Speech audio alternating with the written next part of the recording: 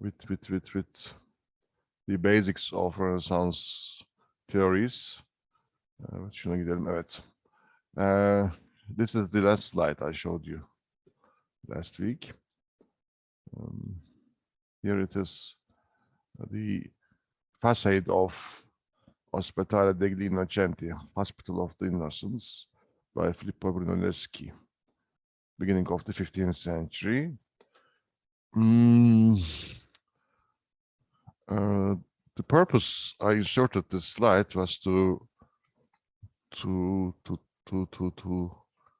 define the way Renaissance architects introduced geometry into their designs.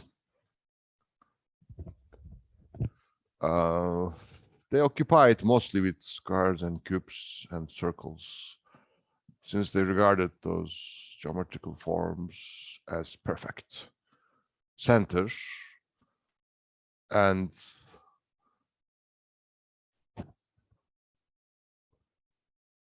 how can I say, circumscribed centers with the lines of a square or a cube or a circle altogether fascinated them, and they based proportions upon measurements introduced into squares and cubes, and those measurements here of the lines forming a square, for example, here, can be reflected upon this elements of the composition, this height of the column, width between the columns, and at the back this bay in all its unit in its formation of a unit at the background altogether presents us with calculations based upon proportions and geometrical forms. Now, let me go on with this main interest in proportions, geometry, and in general, an architecture based upon symmetry and centers. Let me introduce you with buildings to illustrate these basics. The early period of Renaissance, 15th century, named Quattrocento, 1400s. Then what we have here in Renaissance period, basically two phases, early Renaissance and late Renaissance, followed by a period of Mannerism. I will be dealing with those three periods, one after the other.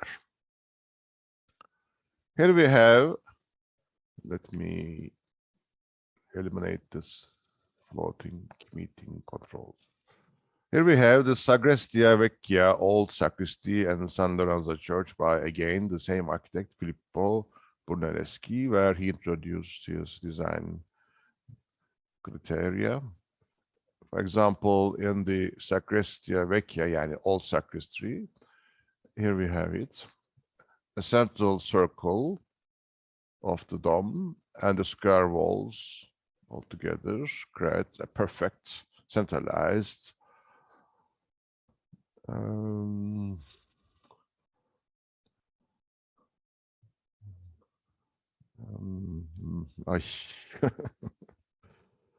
small church, I would like to tell, but it's not a small church. It's something smaller than a church that I couldn't remember the name for that. I was on the left. On the right, we have the church with its nave at the center. You see, at the background is the domed transept. Here it is. Here it is, and the apse section, choir. We have side chapels based upon this great proportion introduced by Renaissance theoreticians. But remember, in Gothic architecture, proportions also regarded very, very important. And specifically in basilica architecture, the relationship between height and width, units and central transept altogether regarded design shaping elements. And there we had in Gothic architecture, specifically after 13th century, we had a system based upon true proportions. In a similar way, in Renaissance, we have buildings greatly designed after proportions. What differs here probably is introduction of square and circle as main elements. For example, in this chapel on the left, we have the square in a way determining the great concept of this chapel. This is the word for small church, chapel. This chapel is designed with the square in mind and a dome at the top. A domed cube altogether is new. I mean, it separates Gothic concept of a basilica with arcades. But it also exists there in the Renaissance period. Basilicas continued to be constructed since churchmen asked this from designers. Basilica was almost consecrated as a prayer space, as a building for prayer by churchmen, by ecclesia. The Basilica of Santa Maria del Santo Spirito, again by Filippo Brunelleschi, introduces us with a modular system. The central square domed transept section is the module, and the other zones are multiplication of this central square. It's division into 4 halls. Division into 4 halls, I mean, introduce us with the units in the aisles. 1/4 of the central square gives us every unit on the right of the nave in the aisles. There is a great proportional understanding here, which takes these monuments back to Greek architecture. Actually, we cannot say that proportional system employed in Renaissance is an innovation, since it existed before in Gothic architecture. What might have changed then? Might have been changed from Gothic to Renaissance understanding of proportions. Huh? Anybody here who would like to reply me? Bekliyorum öğrencilerden.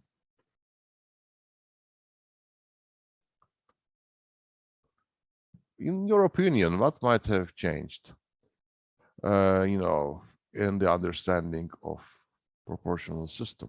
What is the difference between a Gothic cathedral and its interior, which is more of earthly, more of centralized, when contrasted, of course, with the Gothic examples? Instead of taking you up to the heavens, it maybe doesn't take you down, but at least create a balance between up and down. It is not maybe earthbound as Romanesque, but still we have something that relays it to the ground. The proportional system then changed. The elements of the proportional system, the scales, changed.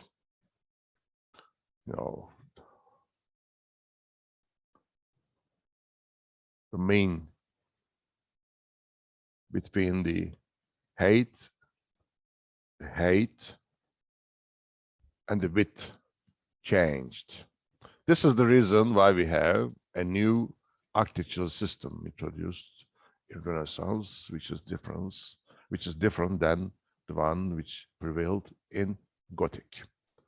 This system is mostly based upon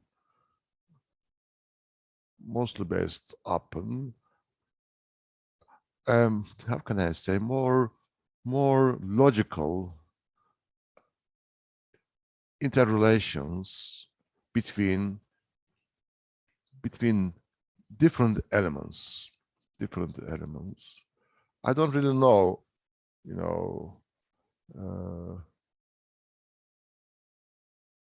the quantity, the numerical system of Renaissance proportions. I should check it. This is important, in my opinion.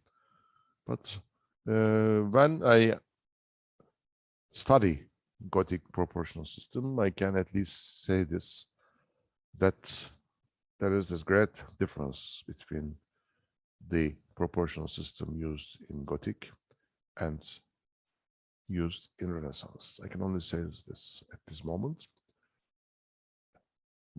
What is different here then is not non-existence of a proportional system before Renaissance, but the way this proportional system formed is different in Renaissance. Let's go on with this idea in our mind and try to understand Gothic Renaissance designs better. Renaissance almost initiated with a great construction event by Filippo Brunelleschi.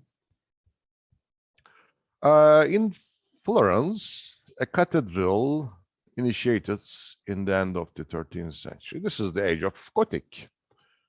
But the difference of this monument from the earlier Gothic structures was the introduction of a very, very big central piece, the transept dome.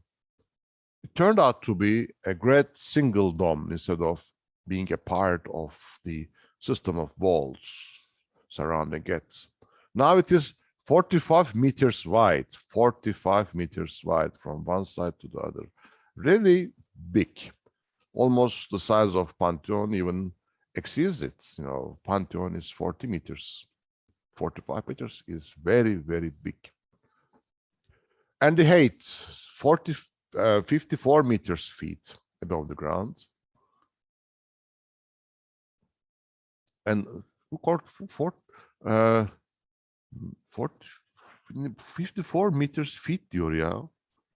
Bu feet nereden çıktı? 54 meters. You should eliminate this feet. I don't know how it is remained there. Meters yani. Oh my God. The problem was to introduce a dome over this span. Nobody could solve this. But another problem is that why did they challenge, intending to introduce a dome of such measures? I mean, in an environment, no designer, no architect was available to realize this. This is maybe a greater problem than the problem of inserting a dome like this. Then you understand that, or you could comment upon this reality that at that time, they were looking for what can I say, for difference, for novelties. Architectural construction came to an end, maybe reached to a limit in terms of the design introduced beforehand in relation to the technology employed. Technology developing, solutions introduced in different fields, from mathematics to construction techniques. And they just challenged and, were looking ways to introduce a larger dome. Economically, technologically, they thought and they came to the point that they could realize a big dome, a really big dome. But who would do that? Who would do that? Was still a question, not replied. But they reached to this point of, introducing a substructure for a dome to be inserted at the top. Probably some people tried or came to the front and showed themselves, asserting that I can design it, but failed. Probably this happened. I don't know really what happened at this stage. But at the end, Brunelleschi,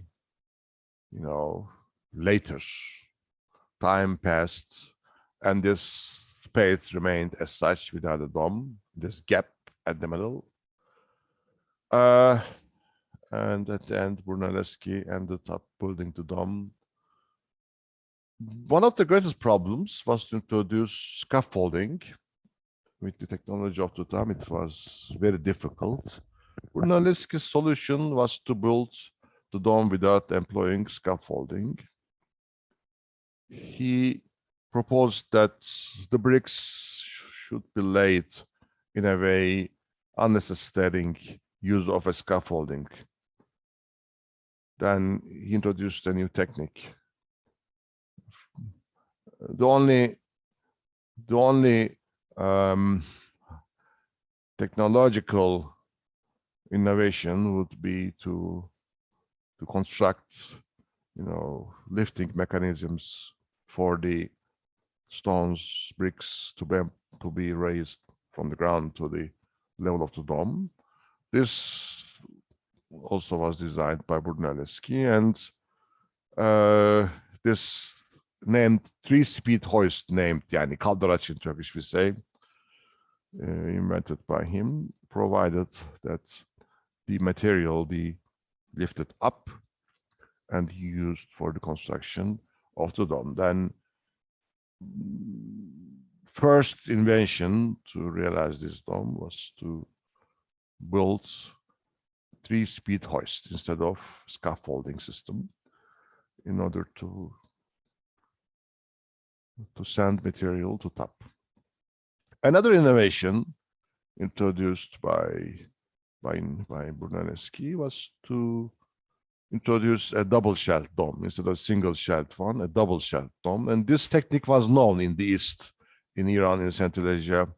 Double-shelled domes are widely known, like Olcay Tostumb in Iran or others. And scholars even find, or origins in the East, in the Orient, for the construction of this dome, brick construction. He introduced herringbone pattern laying of the bricks, in the inner shell. And the other dome simply served as a wind-resisting covering.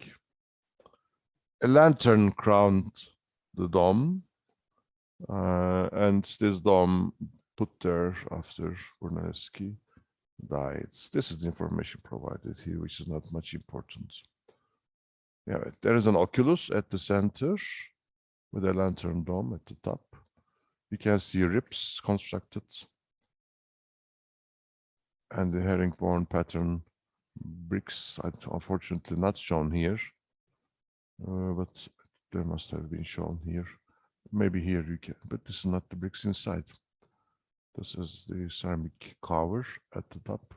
Anyway, this is the technique employed by Brunelleschi and regarded a great innovation at the time, since this size of a dome could have been built by brick by himself. And actually this concept of a great centralized centerpiece, a transept dome, regarded as an innovation.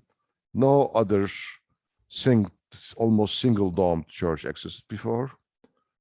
Since this dome dominates in a way the basilica, here we have the basilica extending nave, you can see. This dome is so dominant, so superior, that this church, Florence Cathedral, turns out to be a great rotunda instead of basilica. You see the beginning of Renaissance. So simple. And then two aspects. One is technological, the enhancement of technology in the 15th century, starting from the end of 13th century, finalized in the 15th century, middle of the 15th century, when they could now invent devices to lift the material, and also a technique to lay the bricks of the dome without using scaffolding, because scaffolding really was a troublesome construction at that time, very difficult and also dangerous. And those two inventions, one are more maybe architectural, constructing bricks.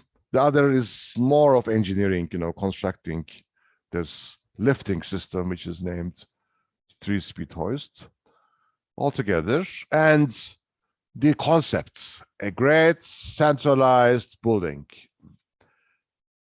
a central dome, which is 40 meters in diameter. This notion altogether heralds Renaissance, initiates Renaissance. Or historians say so, I don't know. You can maybe only relate it to technological development. But, in the 15th century, Rinascimento, değil mi? Neydi? Rinascimento muydu? Bakalım şuna ne diyorlardı? Ben de unutuyorum valla. Rinascimento muydu İtalyancası? İtalyanca bilmediğim için. Fransızca biliyorum da İtalyanca bilmiyorum. Rönesans Fransızcası neydi? Rinascita. Rebirth. Rinascita. This consciousness existed in the 15th century. Almost the same time when Brunelleschi's, değil mi? Florence Cathedral dome completed, middle of the 15th century, and this term invented. This correspondence is also very, very interesting. Intellectuals of the country understanding something is coming, by means of technological developments and changing design concepts in relation to it. Architecture is technology ya. Vallahi. Kesinlikle. Evet. Onun için interdisipliner olmak çok önemli. Disiplinler arasılık. This is very, very important. Interdisciplinary approach. Transferring knowledge from other fields to the center. Evet. Pazzi Chapel, again by Brunelleschi. According to Alberti, circle and centralized plan were religious symbols and eluded divine. I mean, this is Alberti's view. But this view appeared in the Renaissance in the 15th century, not before. Circle and centralized plan regarded now almost sacred. And in Pazzi Chapel, Brunelleschi tried with, again, a great dome sitting upon a room of rectangular shape, but pay attention. This rectangle is obtained with these exedras, right and left, arched exedra-like projections, right and left. But the main idea is to have a centralized domed square here, as you can see. But when you introduce a dome, there is something appears which might spoil your design. What is that something? A projection. You see, a projection at the top. But why should then this projection be added to this central space? Since it spoils really the balance obtained here between the elements. On the horizontal axis, here it is, there is a balance. But when you put a central axis, which is vertical, Now, new relationships needed to be, in a way, reconciled. What is this to be reconciled? I mean, this is the great problem of the Renaissance artist and designer in general. I mean, in order to bring together contrasting elements, horizontal and vertical, this problem did not exist before in Greek architecture. Since dome was not used so widely, even not at all. Dome first appeared in Roman architecture, finalized in Hagia Sophia, again introduced in Renaissance. For what reason? Why should we occupy ourselves so much with the dome and insist to have it in relation to the building? Huh? That's a great question. Is it because of Oriental tradition? I mean, Hagia Sophia and its repercussions, and there are Ottoman domes that existed, or earlier architecture, Ilhanite architecture in Iran with Olcaytus, tomb architecture with domes. Altogether, they're contemporary with these early Renaissance periods. I don't know, really, I don't know. But one point further than this problem creating case is that this vertical axis introduction of a dome also introduces a potential in contrast to the horizontal development of the facade. Then you have a new element at the top, a vertical element, which introduces at the center a kind of void, as you can see here, in this great arch, with the dome at the top in relation to that, introducing a division of the facade into two halves, right and left. You see symmetrical division of the facades, right and left. This creates a movement, a rhythm, in a way, between the elements. I would like to go on with this later on, but now just check I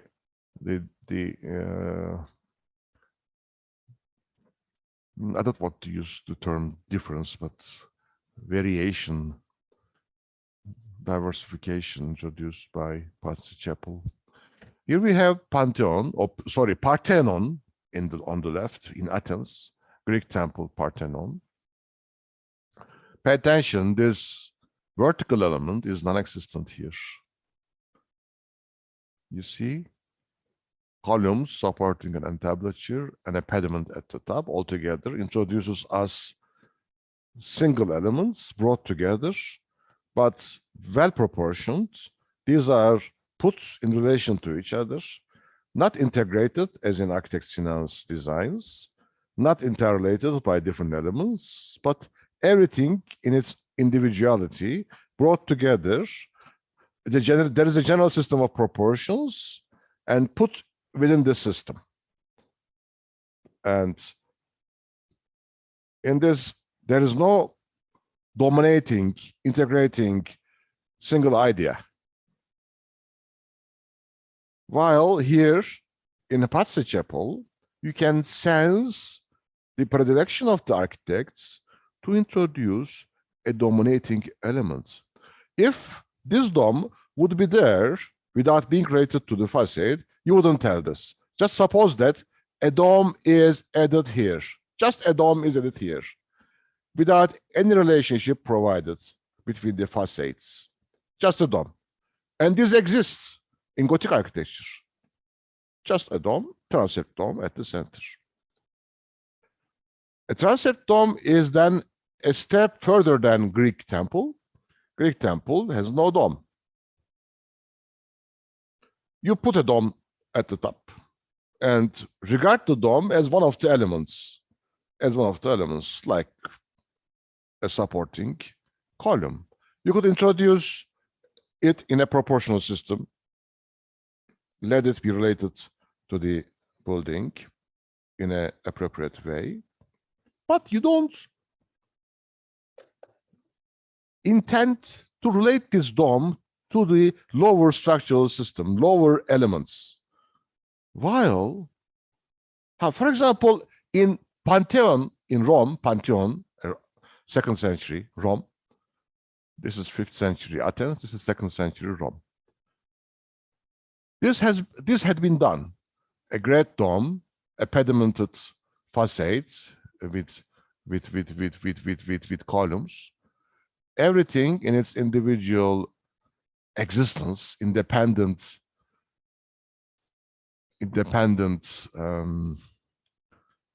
state, contributes to the creation of a single monument. In Hagia Sophia, we have these half domes, east and west.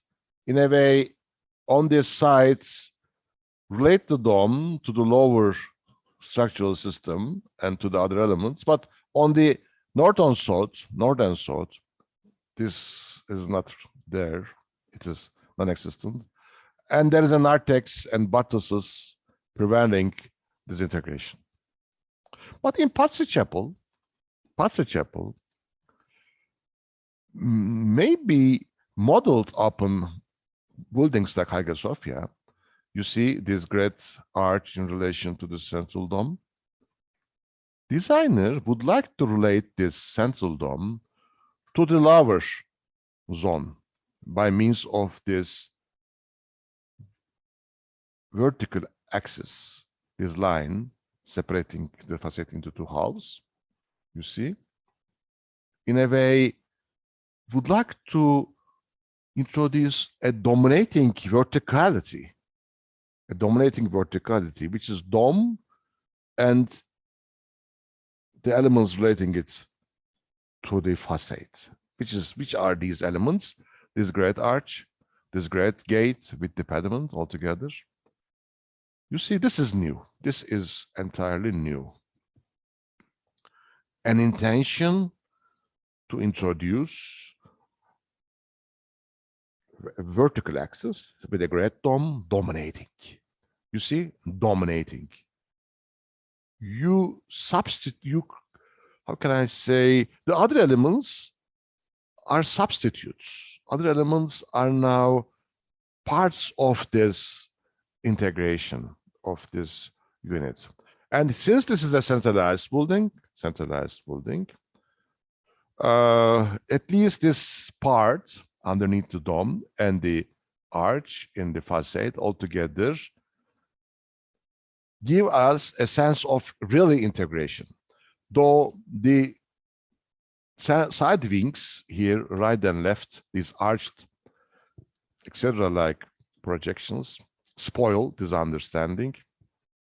There are no connecting elements, for example, half domes, scrolls, and volutes, so forth. I mean, connecting the central projecting dome to these side wings.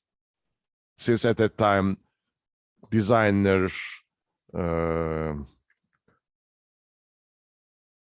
not maybe introduce them, since volutes or half domes are spherical and how can I say, whirling, convoluting forms, which were not liked by Renaissance intellectuals.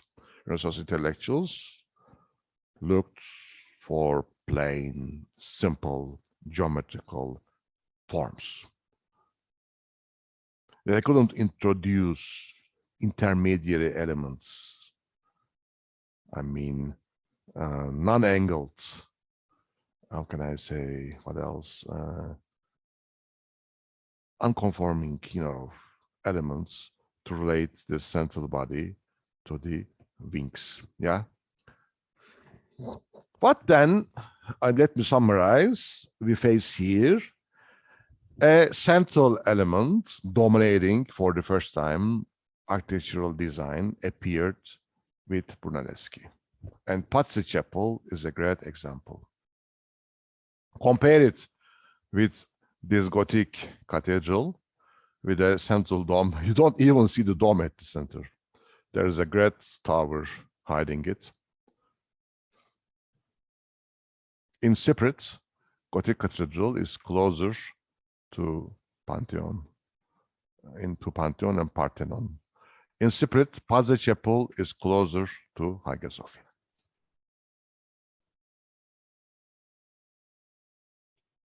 Probably we should regard Hagia Sophia one of the backgrounds of Renaissance architecture, maybe even more prominent than local Roman inheritance in Rome. Another architect, Sangallo, at the end of the 15th century, realized potentials of Brunelleschi's architecture and designed Santa Maria delle Carceri. This building develops on a Greek cross plan, as you see, centralized concept of a centralized building is again here. Those projections all over the four sides with pediments introduce us with a classical element, which is a basilica, as if on every side a basilica extends, but in reality, no. They are very, very, how can I say, small, very narrow, and in a way it looks like a rotunda again, with four projections, arched projections. Greek cross plan, developed in again Orient in Byzantine architecture, reflected and experienced in Italy by this architect. When you look at inside, again, what we have, işte, rectangles, circles, squares, and so forth. One point which strikes eye is the correlation between inner design of the walls and the other, but up to a point, not further. For example, this arch and the other one over here are not reflected up and outside. You see, pediments hide the background, even the dome itself. Though these corner pilasters repeated outside, and this cornice here also repeated outside altogether, create a potential for integration, but up to a point, as I told you, we don't have the great integration introduced by architect Sinan in his Süleymaniye here.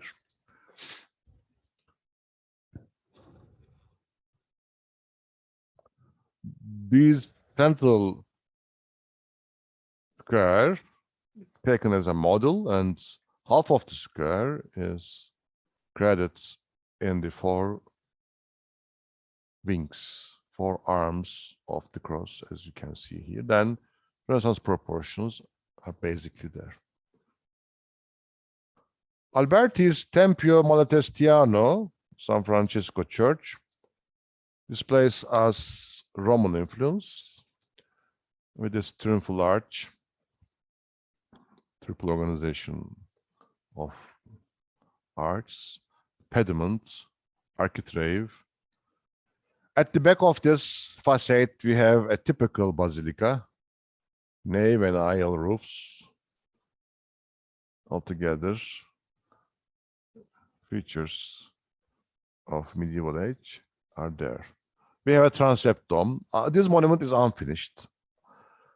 And what we have today is the photograph on the left. When you look at this photograph, we understand that really Renaissance designers occupied themselves with Roman architecture, created probably drawings of the Roman ruins and introduced them, elements, into the architecture they created. Again, what we have here, a design based upon classical proportions. Individual elements are here and there, but the idea of having a central axis differentiated in relation to the dome at the background, and pay attention, another arch probably intended to be done here, which couldn't be finished. Then there is a great central axis, a vertical axis in relation to the dome at the background. Then Renaissance architects from the beginning would like to balance horizontal and vertical developments of the monument, and central dome as a dominating element is regarded in relation, is taken in relation to this idea of vertical axis. Let me repeat. From Pazzi Chapel by Brunelleschi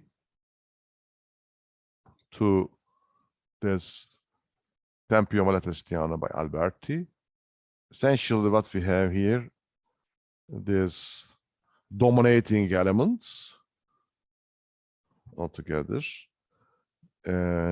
emphasized in relation to the other parts of the design. Bunu asla unutmamanızı rica ediyorum yani. I ask you to remind you this to yourselves. I mean, this is one of the basic ideas of Renaissance system. Maybe I told you before this, architectural innovation is totally based upon innovation of system. You don't innovate elements. Elements are always same. İşte ne diyorsunuz değil mi? Kolon ve kiriş. Kolon ve kiriş. Column and architrave. Post and architrave. Post and lintel. Değil mi? Kolon ve kiriş. Architecture is always kolon ve kiriş yani. You can never change this reality. You always have post and lintel. From the most modern to the most primitive architecture, you have the colon and kirish system. But this is not a system. I mean, I failed. This is not a system. This is the elements. What makes architectural design original is the originality of the system. If you have an original system, then you have an original architecture. So simple, but also very difficult, of course. Systems are brought about by what? Architects, of course, partly by architects, because architects are the doers, makers, but partly by technological development. Altogether, architects understanding technological developments contribute to the development of the systems. They themselves introduce systems with new technological devices.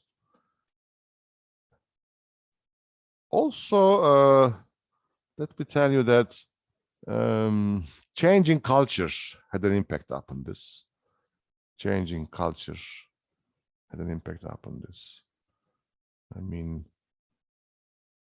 social systems also change, değil mi? Governorship, centralized rule, and so forth. Also introduced dominating element, maybe. Dominating elements in this example, we have it, can be related to the changing social system in Italy in the 15th century. We should look for that.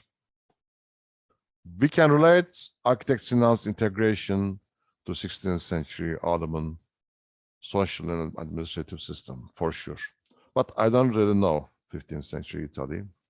We should check the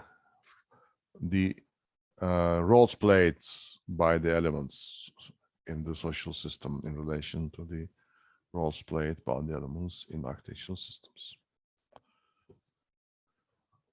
Oh my God, Alberti.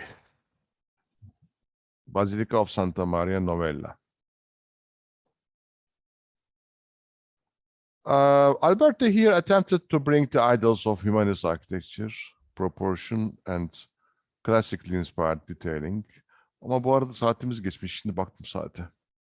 Kusura bakmayın. Biraz geç başlamıştık ama I think it is time to give a break here since, you know, though we started late, we already passed 5 minutes. And I hope this is time to give a break for refreshments. 10 minutes. We can meet a quarter to 11. Quarter to 11. Bye-bye.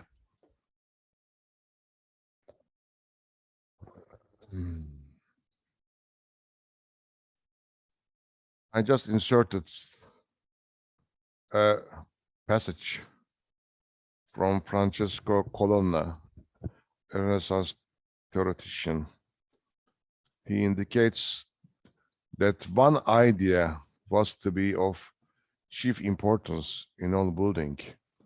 The parts are to be subordinated to the main feature, principe, and further that the parts must conform by means of proportionality and symmetry. Proportionality and symmetry. Bunu şey yazmışım, yanlışlıkla hızlı yazdım. Evet. Colonna underlines this notion of chief importance, which is the central piece. And the parts must be subordinated to this central idea.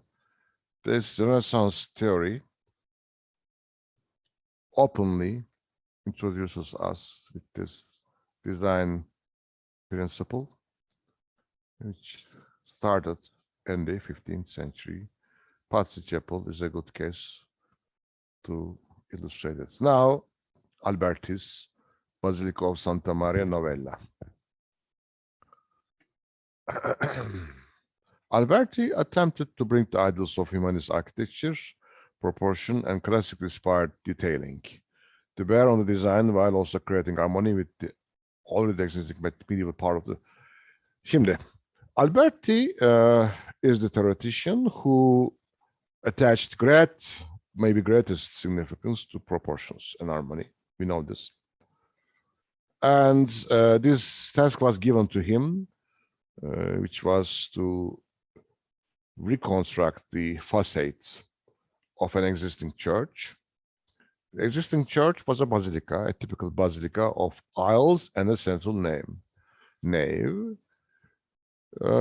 This idea of harmonious relationships between the parts, proportions, and so forth, altogether shaped mentality of Alberti, and he approached to this facade with those in his mind. He could not maybe leave the central piece, the great projection outside,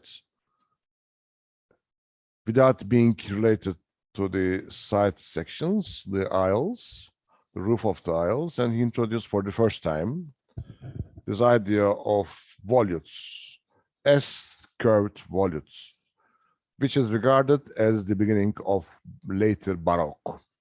Now we are in the 15th century, but an element widely employed in Baroque for the first time experienced.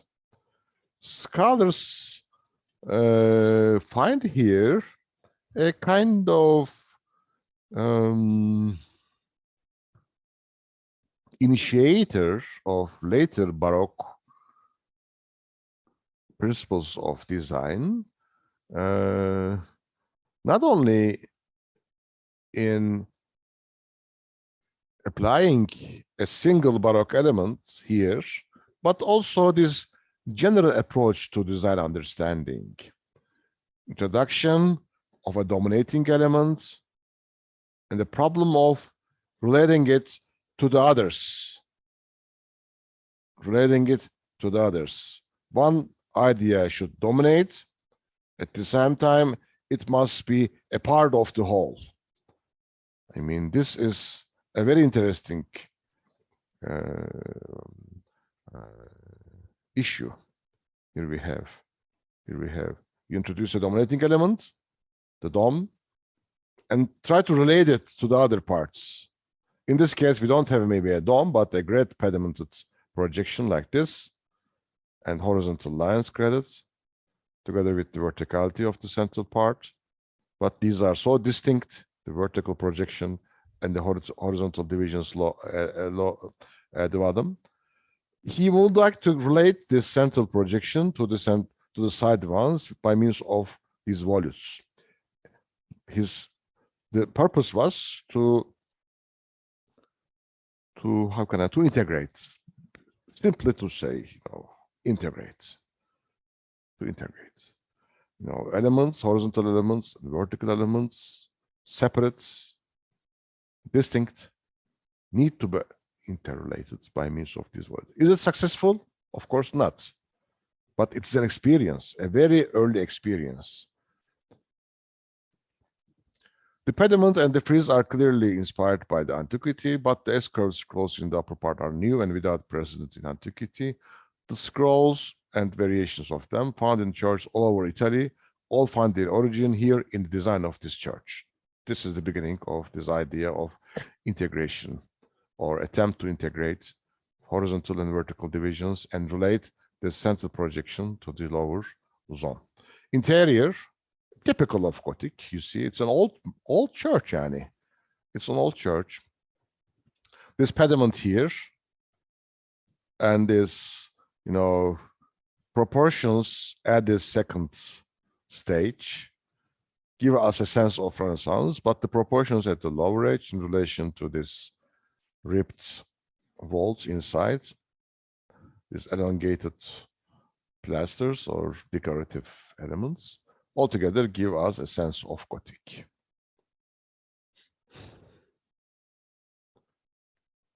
Pediments, rose window, and this great arch altogether are the parts of this vertical projection.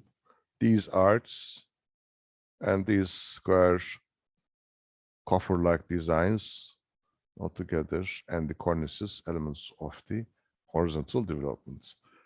Have I been able to give you this or create an understanding of the struggle, the endeavor of the Renaissance designers? I hope I could.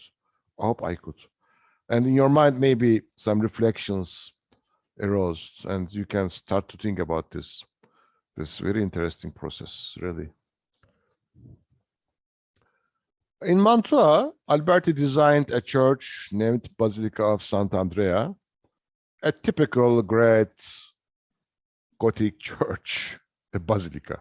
But when you enter inside, you feel like being in a great Roman bath, hammam, a great bath, with etc., coffers in the walls, great rounded arches altogether, you see. Inside is Roman, really Roman. But the system these elements put in is Gothic, a Gothic basilica. But the system here on the facade is Renaissance. This is Roman, this is Gothic, here we have. And here in the facade, we have a new understanding, a new system introduced. What is the elements of this new system? First of all, we have a great square dominating the proportional organization. You see the great square here. This is the great square here. And the central piece, with the vertical development from bottom to top to the apex of this arch. Here we have verticality. In contrast with these horizontal divisions of the facade, you see, and the impact of the pediment, which is totally different in comparison to this circle at the top.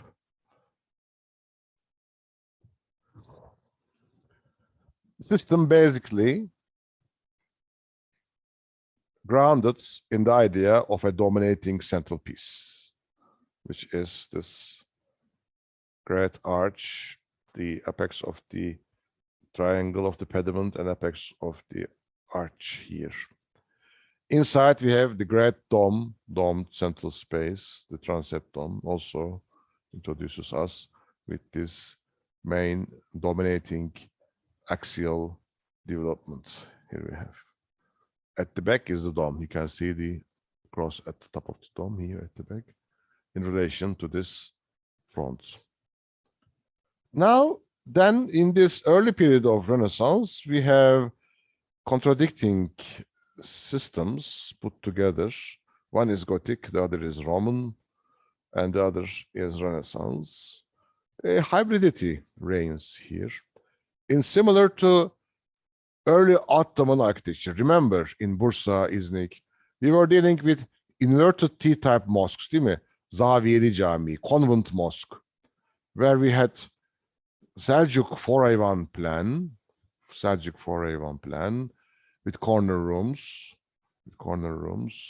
Also, we traced the impact of Queen Sung's cross in square church type, you know, with the arms opening, east and west. And we had great facades of Byzantine influence, of Byzantine type. What else? We had the Qibla axis. Typical reference to the universal mosque pattern altogether. Different systems juxtaposed there. In a similar way, in early Renaissance, we have different systems brought together. But we were lucky because an architect like Sinan came and synthesized all and created his great harmonious units. Shall we have a similar designer to appear at the end of this process and create a synthesis of this early search for a single system? We will see. We're gonna see. Tempietto by Donato Bramante from 1500s. The idea is a temple derived from Alberti. Alberti named it Templum, which should be an idealized, centralized church. I mean, churchmen asking a basilica, nave and aisles, apse, transept, you know, cross plan. This is Christian, yani. But now, Renaissance intellectual Alberti proposing a circular building to be the ideal church. What a great conflict here. Unbelievable, yani. Renaissance intellectual asking a centralized, circular, rotunda-like building to be the ideal church. It is not Christian. It is the system in his mind, the new system, because he was looking for the perfect proportions, harmonious units, symmetrically disposed elements, and so forth. Oh, I am sorry. This he regarded as true architecture. Then Bramante, borrowing this idea from him, designed a building which never used as a church. But the idea is an ideal church. It is a commemorative martyrium, a tomb where St. Peter crucified, built by Bramante. Is it Renaissance or Roman?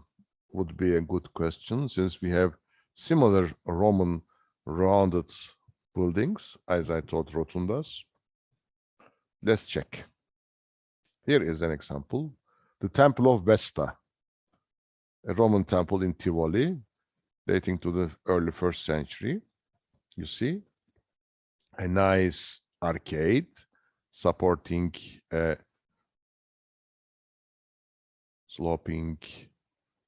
slightly sloping roof, together with a central drum, projecting drum, again covered by a nice roof with a finial.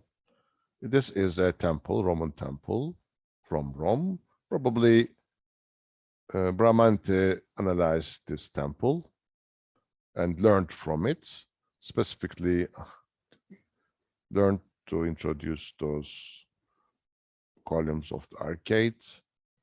He introduced a balcony, instead of this roof, and instead of this typical, how can I say? I don't know really how to name it. This type of roof, I mean, sloping roof. He preferred a great dome. Oh my God. At this stage, he shows himself as a Renaissance architect. I am a Renaissance architect. I have this great dome dominating the elements. You see, the others. Though in this section, this arcade looks like a self-standing part, not much dominated by the dome, probably because he was so occupied with the Roman design and inflicted by these ideas, I mean, of having elements independently contributing to the general design altogether.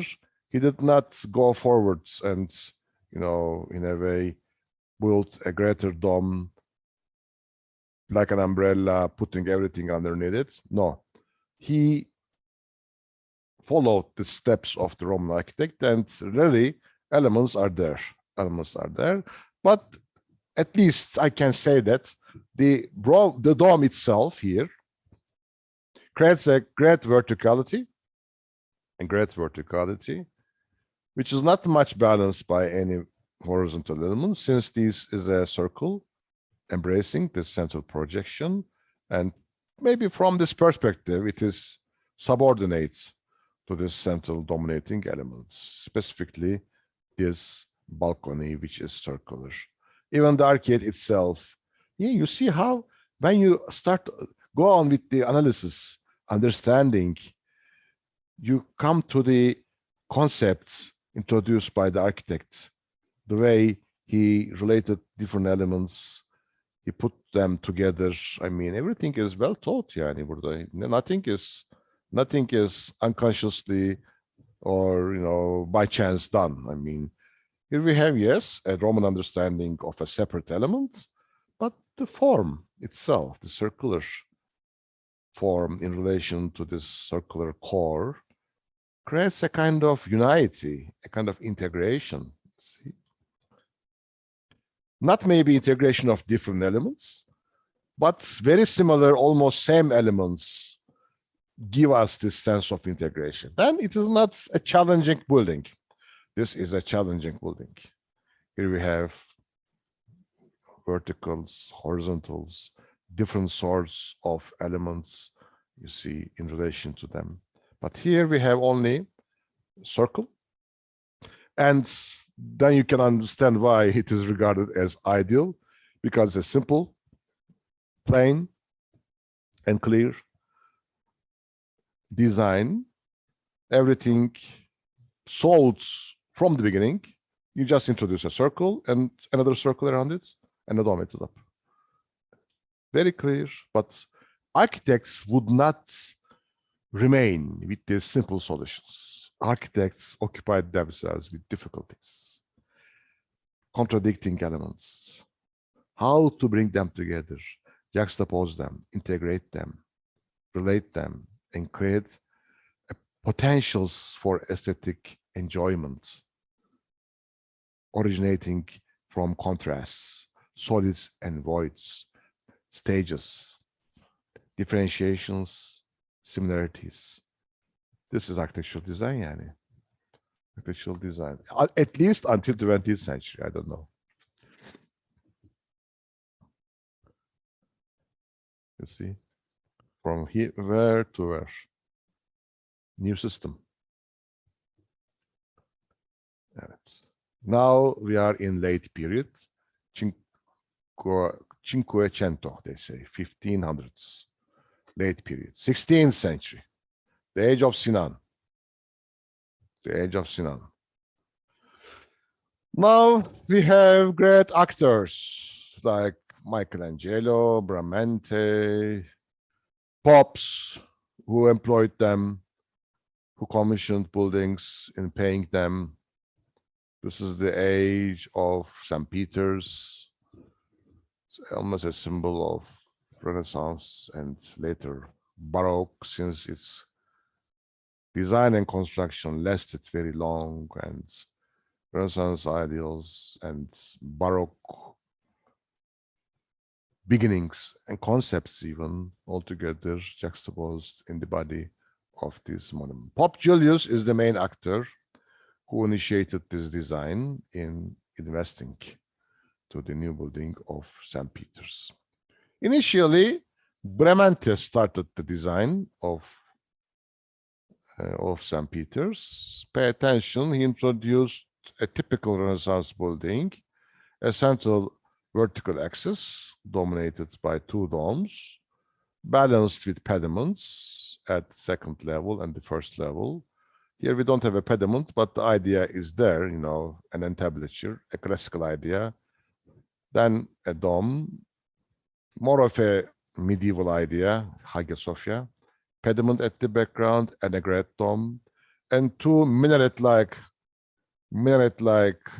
towers on the two sides at the end of these two wings, right and left, altogether balancing the central portion.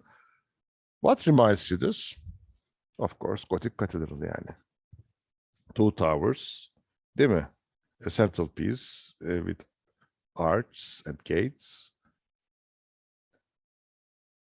You know, işte conical cap of the transept at the background.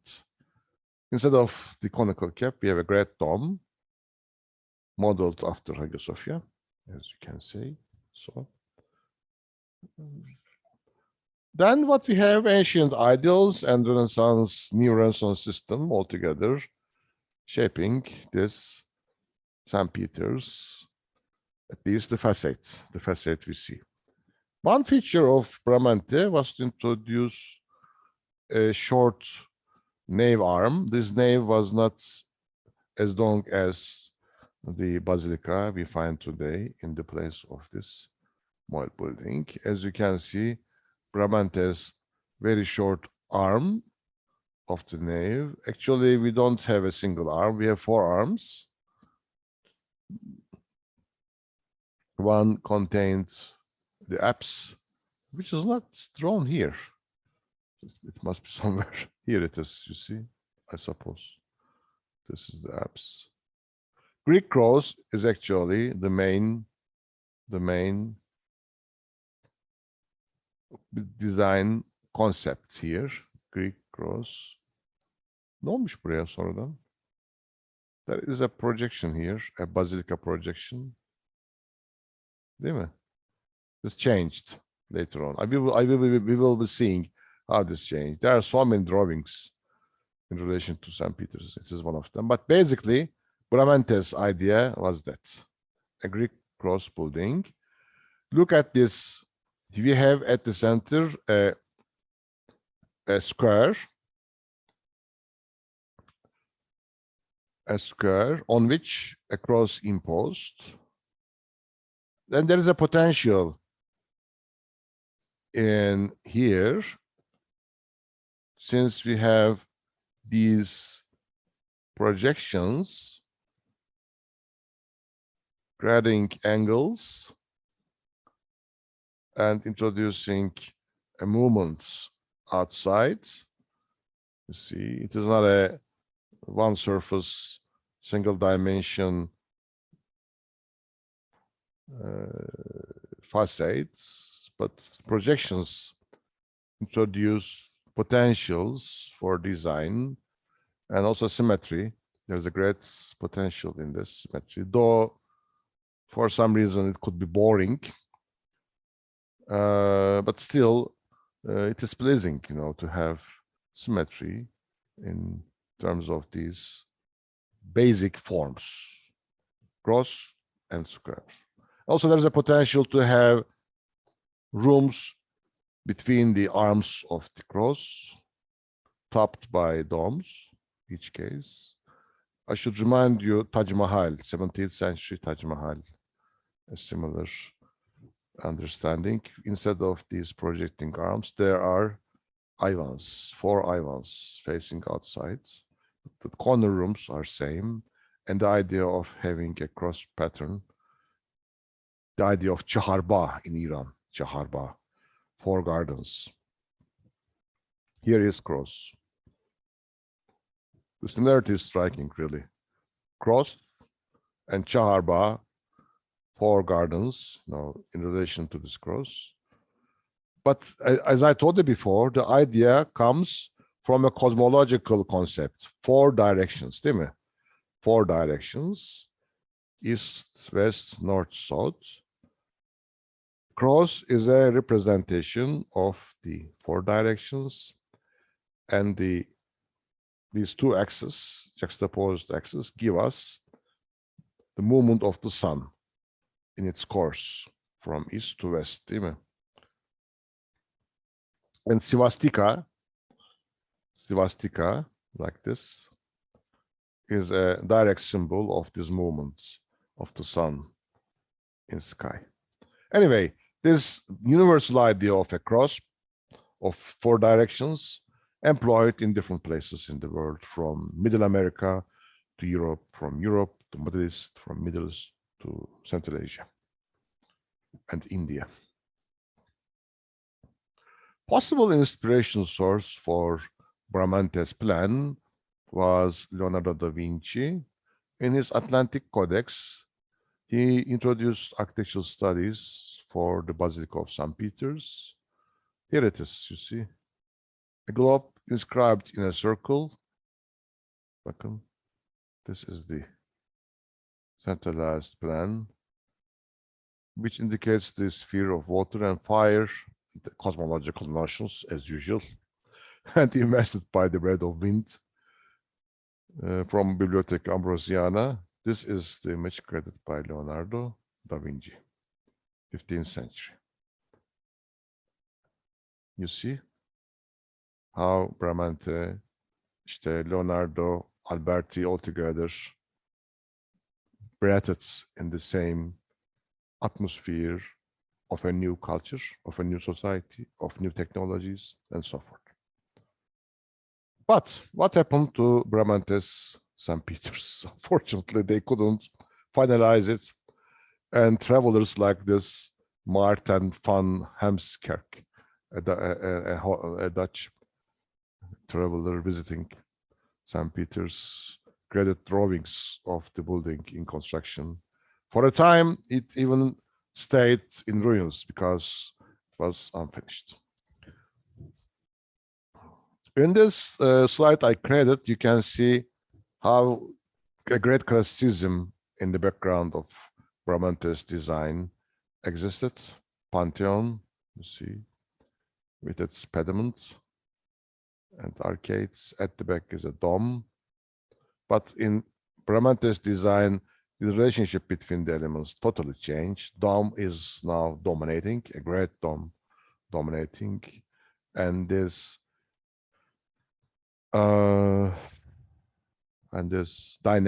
dynamism between a dominating element and the dominated is essentially a Renaissance idea. Evet. Bramante's design remained short of covering what Pops asked, and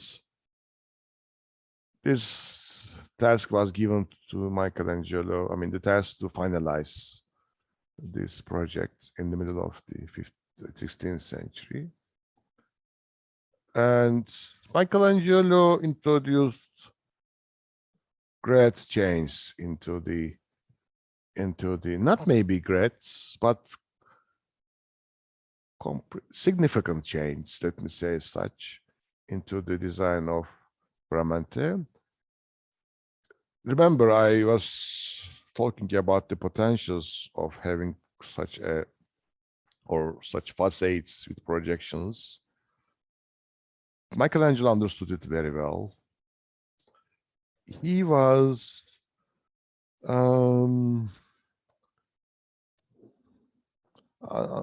uncomfortable with these angled surfaces and, geometrical sharpness of the body. He introduced a great system of covering facade design, you see, in softening the contours, specifically these semicircular projections of the cross, softening them with pilasters like this, you see, and rendering those different elements part of a great facade design, like the Pantheon's circular body. It's not a circular body here, but at least the idea is that, interrelated parts, projections, now interrelated in a different way. This did not exist in Renaissance. Let me go back. Look at these elements. Or that elements. Now in Michelangelo's design, an innovation introduced. And those parts, let me show you outside. You see these angled surfaces are softened by means of a continuum of cornices, you see, combining elements, you see, enveloping them all together. The repeated attached columns, pilasters, altogether create a unity of different elements, identical column capitals, and so forth. Then this contradiction between the arms of the cross and the square, in a way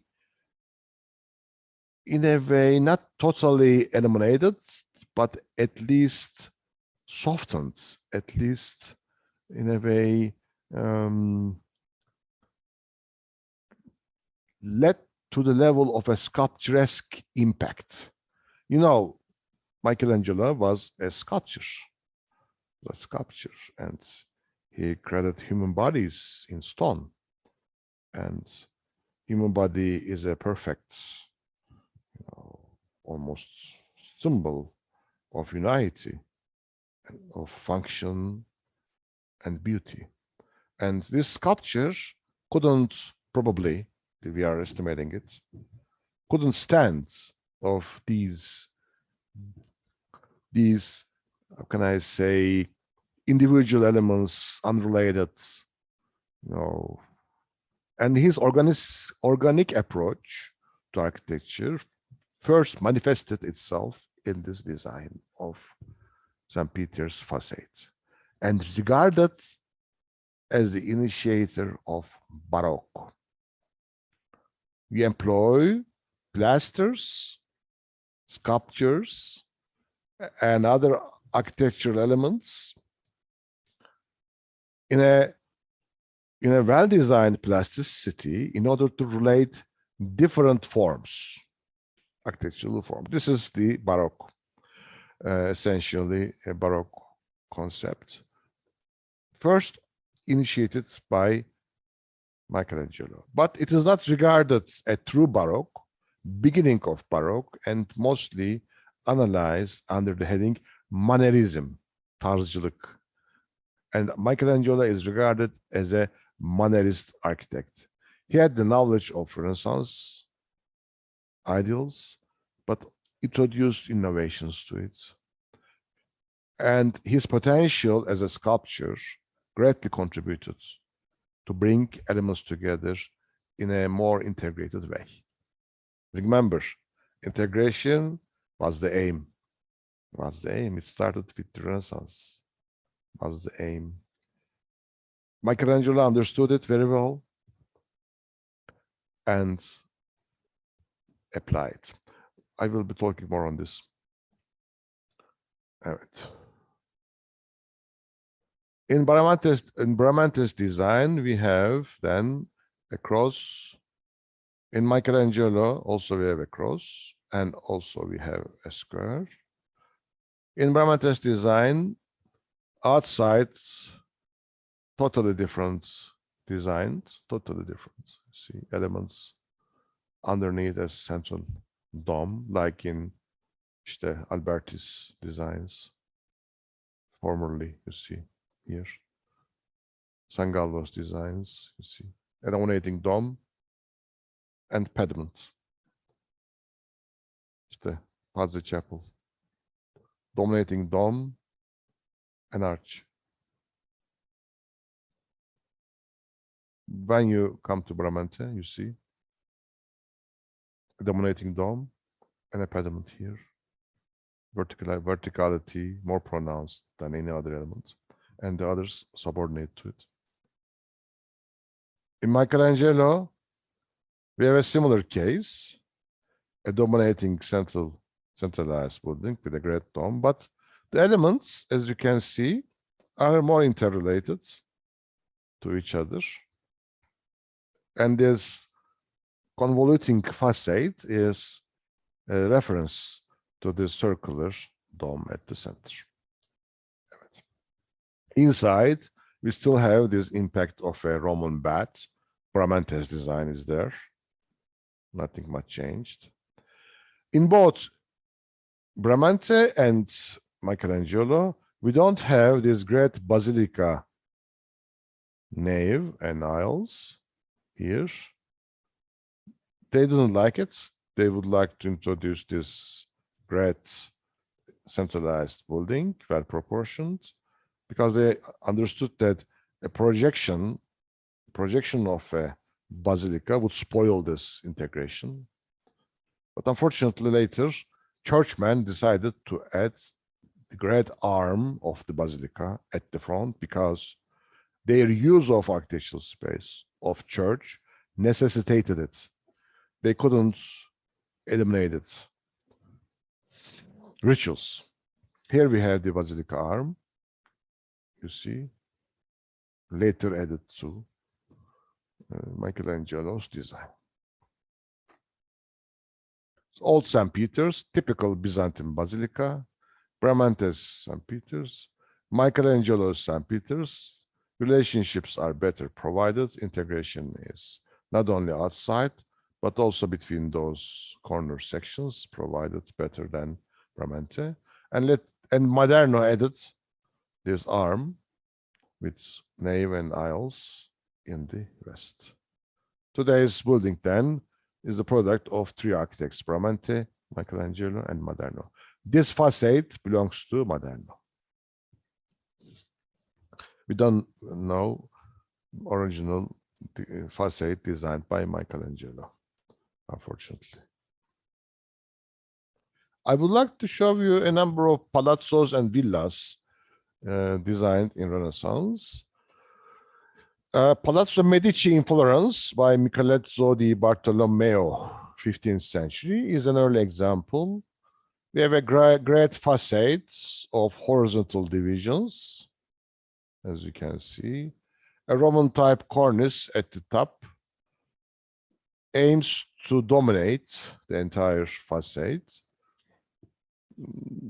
But it is not a verticality here pronounced. Everything develops around horizontals, as you can see. And this monotony of the different levels, identical system of arts altogether, is a specific showcase of the early period, early Renaissance architecture. When you enter inside, a public section contains a courtyard. Entrance is provided by this gate to the courtyard, as you can see. A private section on the right leads you to the rooms used by the owner of the house, Medici family. Public and private zones separated. It looks like classical, traditional Roman domestic settings and Roman houses with atrium and other zones at the back of it.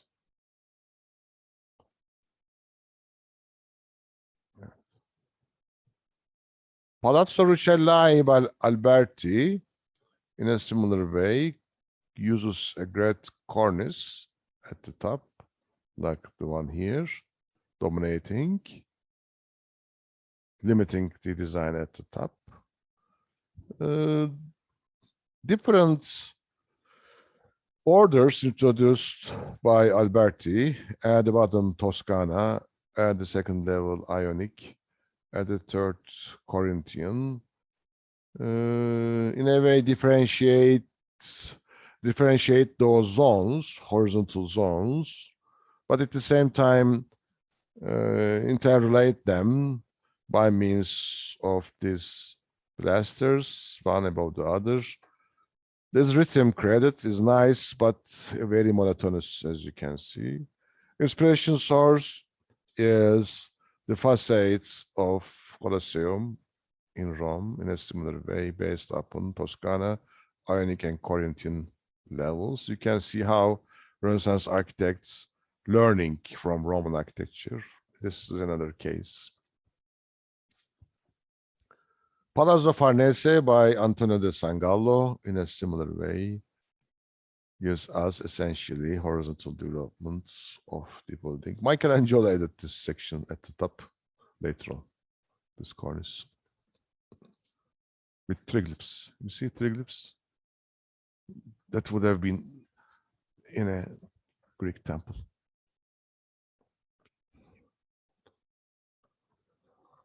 In northern Italy, Palladio introduced a great villa tradition.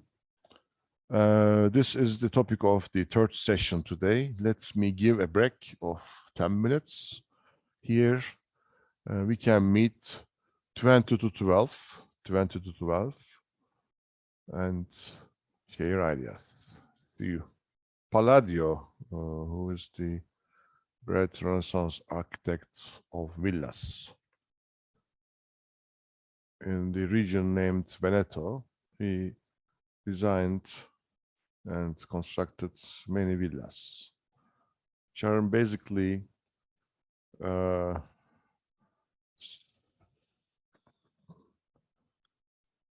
compounds, central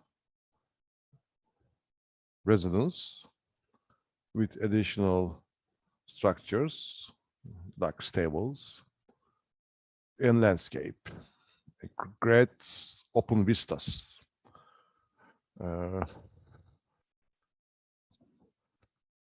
Provided by the position of the central building, as it is here.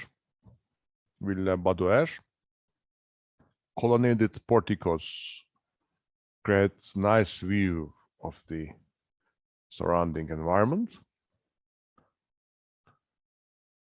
Typically Renaissance, proportions and organization of the elements give us essential principles of Renaissance architecture. In this case, we have a single portico at the front of a long rectangular room, as kind of sofa. On the right and left of the portico and the central rectangular room, we have great rectangular rooms with windows like this, opening outside. At the back are square rooms, cubicles, and further vestibules between those side rooms and the central central sofa or central hall. Symmetry reigns, as you can see. Symmetry reigns inside and outside. and classical proportions are there. This building embraces gardens at the front by means of those two colonnaded porticos or colonnaded walking quays, as you see, attached to those rectangular multifunctional buildings, right and left.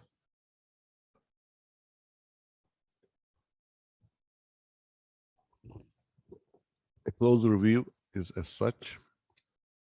You can see the plan here. Staircase leading to the second floor in this plan can be seen.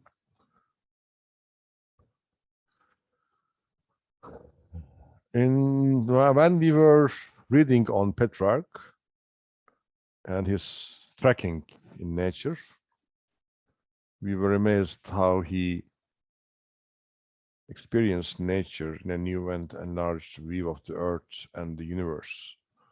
His personal approach, personalization of life. Actually, Palladio, villas by Palladio are related to this new attitude in and to nature. In nature, because these villas are in nature, in countryside. To nature, because from these villas, you can envision the environments. Your vista is a symbol of your dominance, of your control over natural habitat, the environments. Of course, gardens is a part of your control, the controlled realm between wild nature and yourself. Then you really create a kind of control point, a kind of counterpoint, actually, not against, but in relation to nature. This is the idea, and scholars usually explain Palladio designs by means of such concepts. Portico is symbolic of this vista, and great staircase leading to it, putting the owner at a dominating position, separating it from nature, and leaving him alone in his endeavors, in his relationship with nature, and so forth. The central, or I don't know really, these are the proportioned rooms after. Oh, this should be the central piece because we have rooms, side rooms, as you can see, right and left with their gates. Rooms are proportioned after whole numbers. This is further information for you. Villa Capra or Villa Rotonda in Vicenza, again by Andrea Palladio, is a nice manor house. This sort of manor houses named by Palladio as Belvedere. He employs this term, Belvedere. These kind of words from architecture history is frequently referred in modern architectural theories, even employed in our daily life. For example, in my suburb here at Çayyolu, I have an Arcadium shopping center. Değil mi? Arcadium. From arcades. What else? We have many others. Değil mi? Hatırlıyor musunuz siz hiç? O kadar çok karşılaşıyorum ki. This sort of architecturalist terminology employed to name shopping centers of today. Ne vardı bakayım? Palladium mesela. Palladium. Palladium. Palladium. Pallas. Athena. There's a title of Athena, goddess Athena, Pallas Athena. Palladium. It should be a different type of, I don't know, building. Anyway, man is the measure. He is at the center in a villa. This is a Renaissance idea, you know, putting man at the center, and the purpose of villa is to put him at the center. There is a rational order imposed on nature then by means of architecture. Then architecture is a medium here. They really used architecture as a medium. Like in Gothic age, they did. Architecture for architecture. Art for art neydi o? Art for art's sake. Sanat için midir, halk için midir? Is it art for public or art for art? Is architecture for architecture? Is architecture for society? Kind of thing. It is nonsense, but you know, this came to my mind. Architecture looks like a medium in every case we deal with it. I mean, so functional, of course, not only, you know, for daily functions, but also cultural functions, religious functions. It is really a functional whole. The northwest portico is set onto the hill as determination of a straight carriage drive from the principal gates. Okay, from the gates, you reach to the portico by means of routes. You can use carriages for this purpose. Then from the gates to the villa, you have a microcosmos, like the great streets, highways leading to the villa from the towns around. I mean, the idea is that, you know, Renaissance city, Renaissance villa, Renaissance countryside, altogether, designers shape their environments, be it urban, be it non-urban, after ideals, really ideals. In order for each room to have some sun, the design was rotated 45 degrees from each cardinal point of the compass. This every architect knows. I mean, and it's a good idea. And this is the topic I have just introduced, you know, routes really leading from the gates to the villa. You know, inside gardens, you have an order imposed on nature, really. Bakın Mirandola stated, I have placed you at the very center of the world, so that from that vantage point, and God speaks to Mirandola, so that from that vantage point you may with greater ease glance round about you on all that the world contains. Then, traveling to a villa is the same with trekking in nature. Reach the vantage point and see the environment from there. This is the idea. Şimdi ne görüyorsunuz villalardan? Buralarda var işte bir sürü. Öbür villanın balkonunu. Modern villas in towns. You just see the other villa's balcony or your neighbor. Hello, I'm here inspecting you. You know, how different is the concept? You see, this is villa yani. Öbürleri şey. Ne diyeceğimi bilemedim işte. Gecekondu villa. Mannerism. 16th century, middle of the 16th century and so forth. Tarzcılık. In early Renaissance, we had classical design, you know, Brunelleschi's, proportionals. In High Renaissance, we have a rational order based upon a dominating, you know, vertical units. Kind of issues, but in every case, we have really squares, circles, you know, dominating the design and the relationships between those geometrical forms, proportions based upon scales and so forth.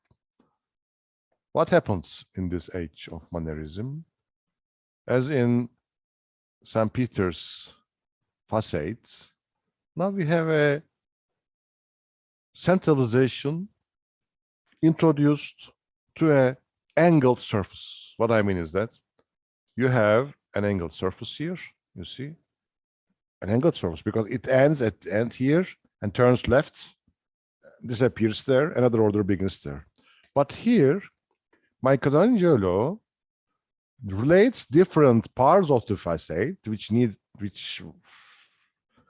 should have been angled. Pay attention here. This is angled, you see.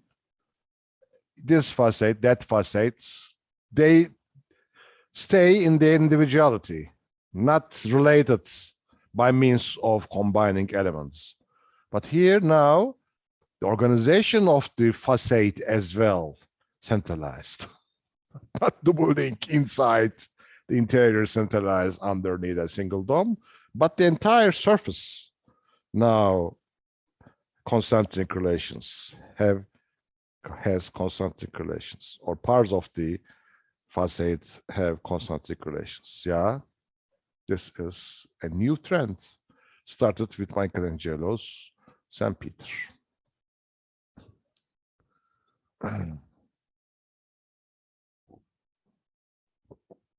Look at later Moderno edition at the end of this basilica nave and aisle projection here.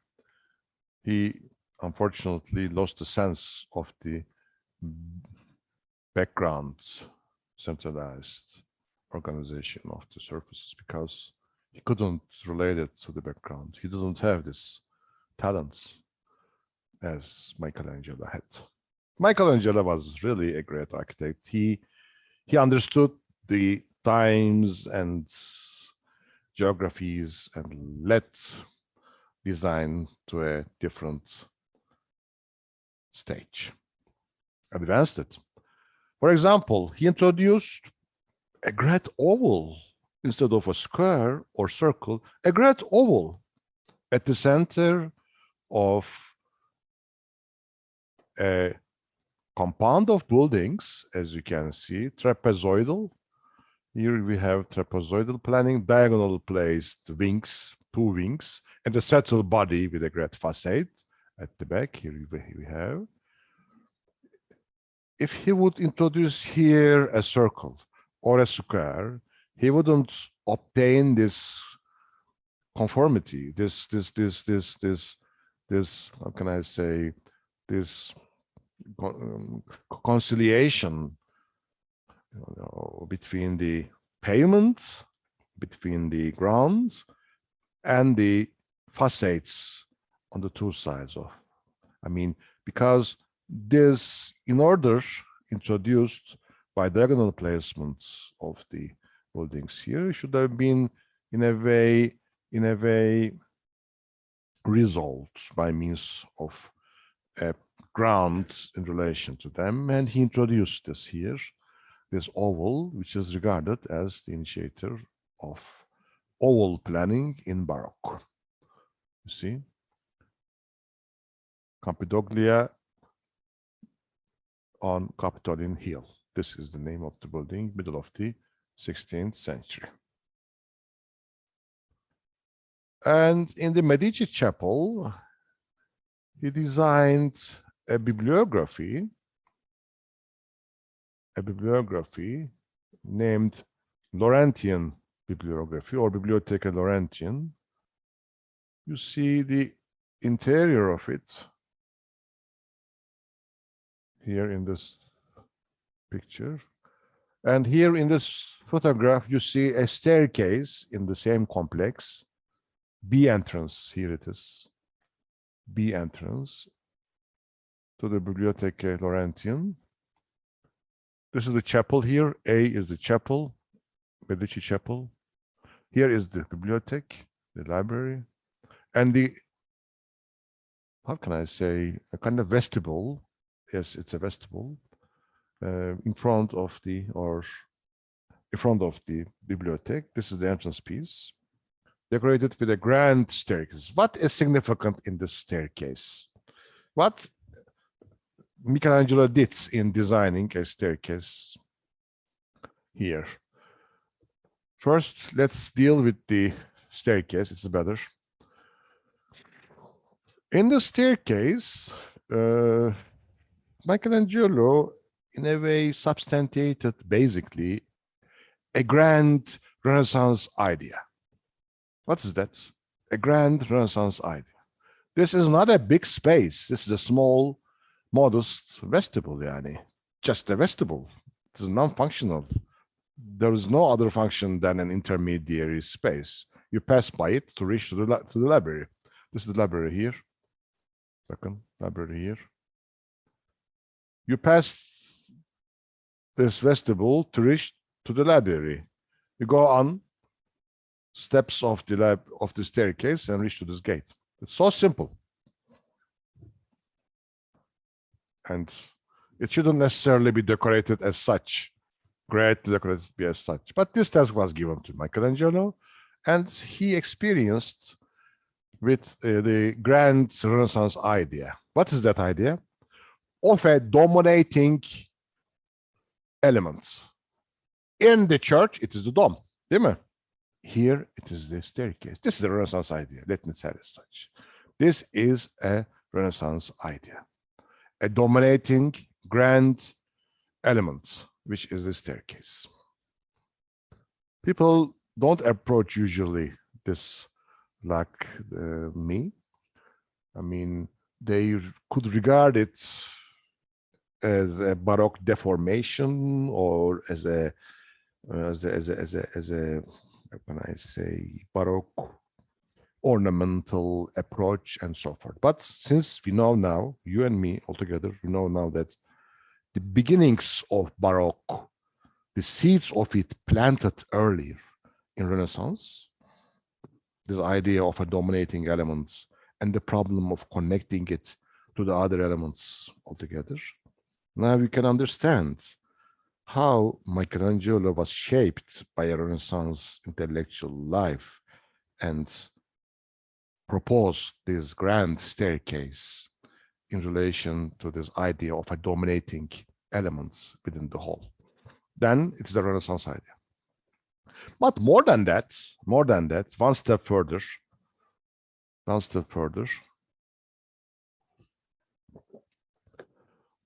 the application of those really exaggerated pediments, but not real pediments, ornamental pediments, pilasters, attached columns underneath them, altogether creating a kind of screen of architectural details. Yani, there are there are walls, of course, there are walls, but walls are almost hidden behind screen of architectural elements.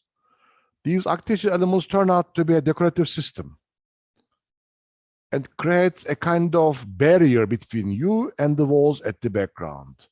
Here is a Baroque tendency now, in a way breaking the rigidity of the structural system, hiding it, covering it, you see, turning the entire surface of the room into an ornamental device, you see. And this device is not directly in relation with the staircase, Annie. Staircase is so dominant and individual. I mean, no sign of a direct relationship between these pediments or pilasters. Here is a volute, for example, which does not find a counterpart on the walls. There are no volutes, for example, or any other element directly relating this to that. You see, there are ideas, Renaissance and Baroque ideas, side by side. A hybrid interior. This is Manierism işte ya. You are breaking rules, but using the ideas of the past, introducing new elements. It's a search for innovation. This is Manierism.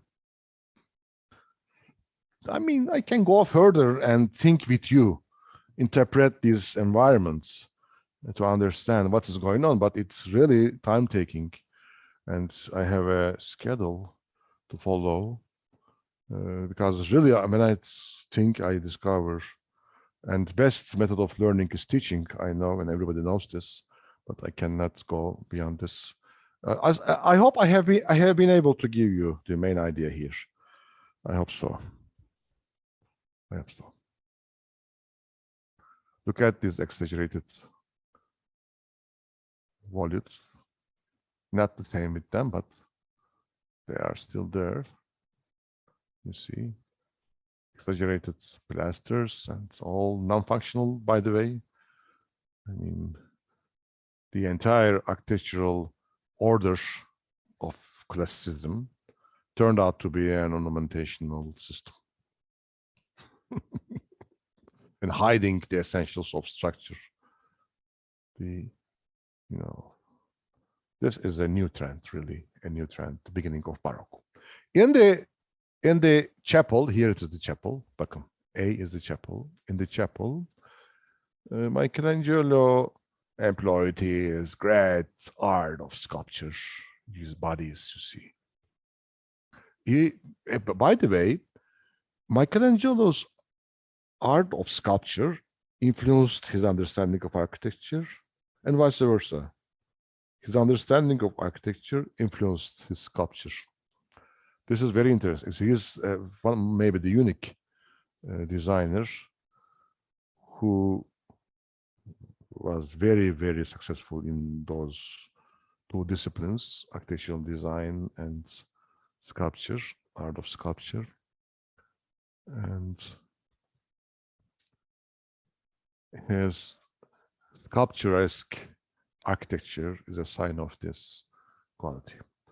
In this interior, we again have a number of similar features, great pediments, pilasters, exaggerated, and a decorative program hiding the structural system also, and the sculptures also in a way. But this dominating library is a great idea, and this vestibule and the library, and the staircase is most known, well-known design of Michelangelo as an initiator of Baroque, but within a Mannerist attitude, of course.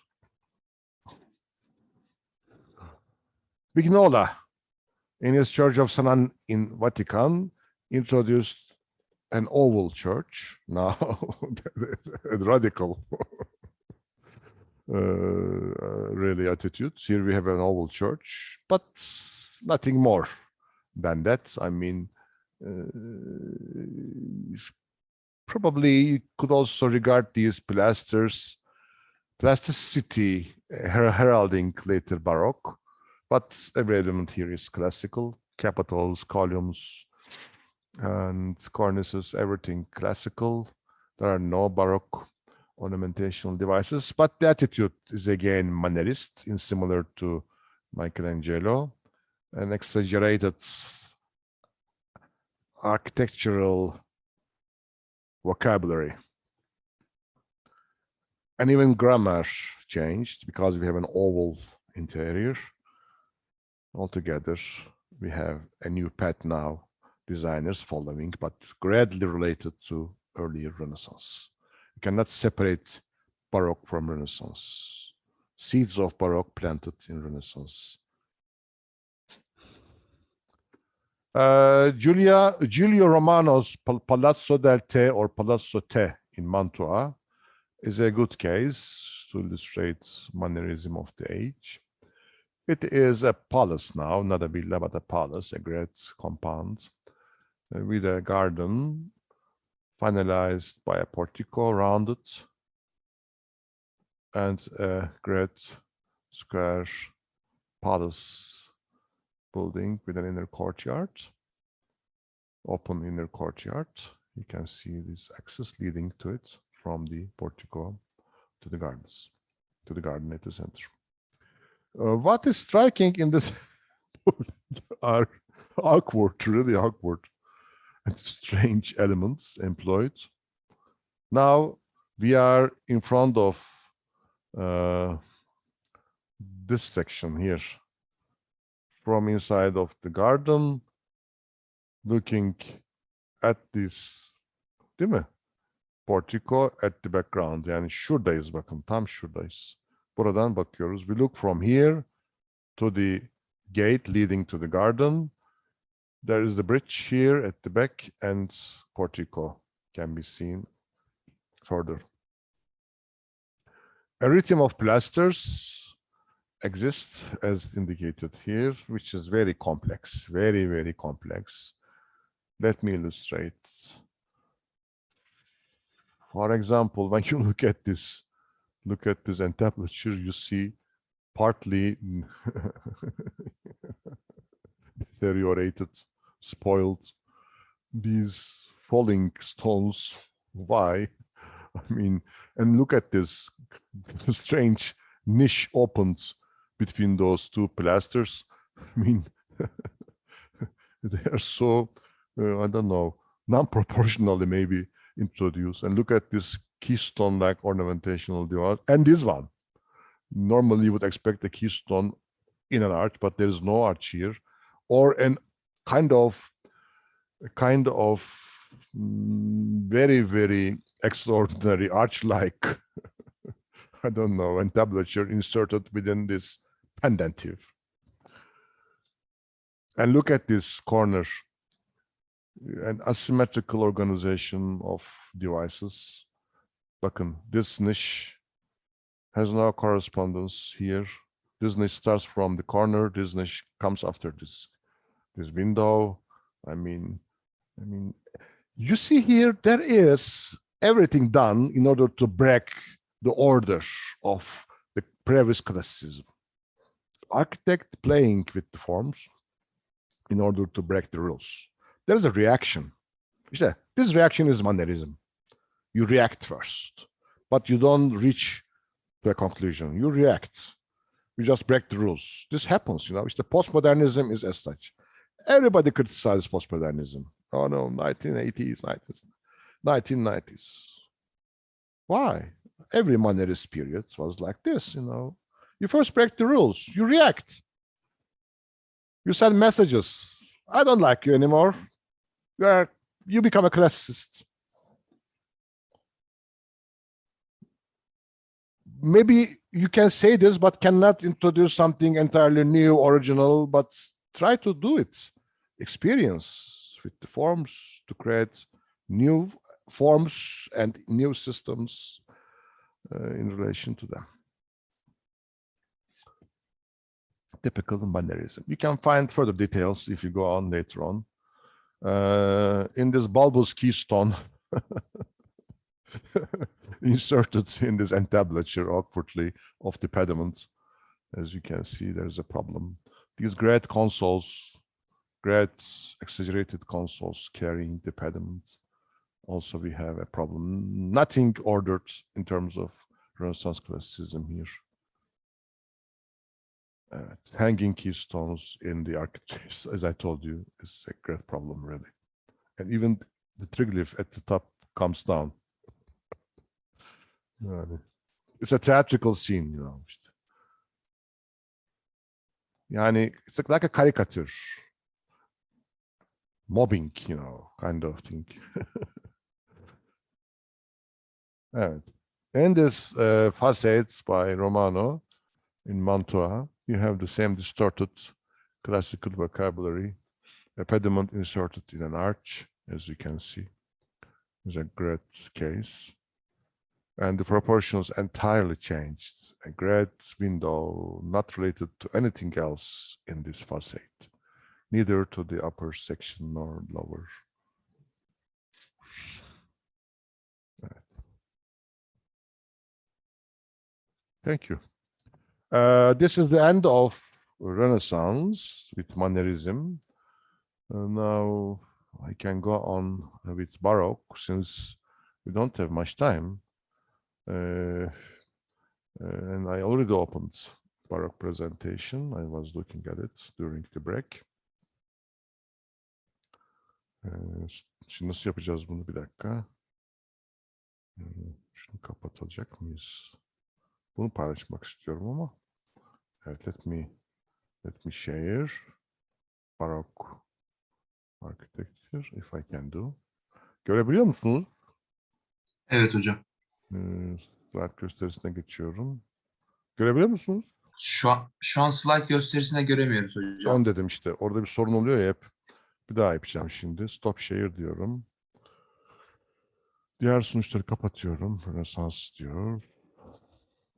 Kapatıyorum. Evet. Şunu da kapatıyorum arkadaşlar. Kapatabilirsem tabii. Ha, slide kütlesinde kalmış çünkü diğeri. Yani barok orada kalmış. Evet, sorun orada. Kaydet diyor. Kaydedeyim. Evet. Çünkü bazı şeyler ekledim. Evet, evet. Orada slide gösterisi kaldığı için Rönesans paylaşamadım. Şimdi paylaşacağım. Evet. Şimdi her şey yolundadır herhalde, değil mi? Hı? Evet Evet hocam. hocam şu anda Teşekkür geldi. ederim. Teşekkür ederim. Initially, I would like to go on with Baroque culture, cultural background, historical information initially. Then I will go on with Baroque architecture. The word Baroque, what does it mean? It was invented by later critics, not intellectuals of 17th century.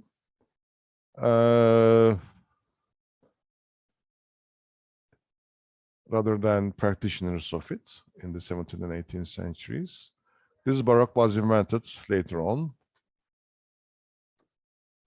Evet. It's a French transliteration of a Portuguese phrase, Perola Barroca. It is a Portuguese name, which means irregular pearl. This is the origin of Baroque. Perola Barroca, irregular pearl. These kind of pearls were named as such. The term Baroque was initially used in a derogatory sense to underline the excess of its emphasis. Since this sort of pearls are irregular, and the critics of 18th century, 19th century and even 20th century, yani after Enlightenment, regarded Baroque as a deviation of classicism.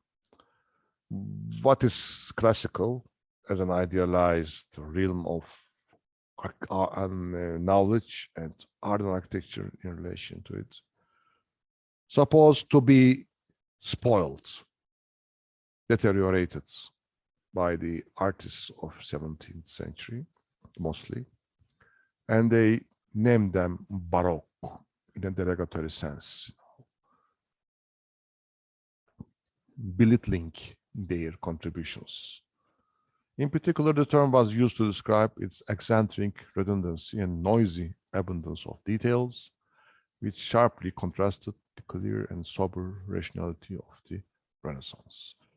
In a similar way, Gothic was employed, invented in Italy, in order to name architecture of the North, yani işte Gothic, architecture of the Goths, yani işte barbars, architecture of the people of the forests. Then Gothic and Baroque share this feature.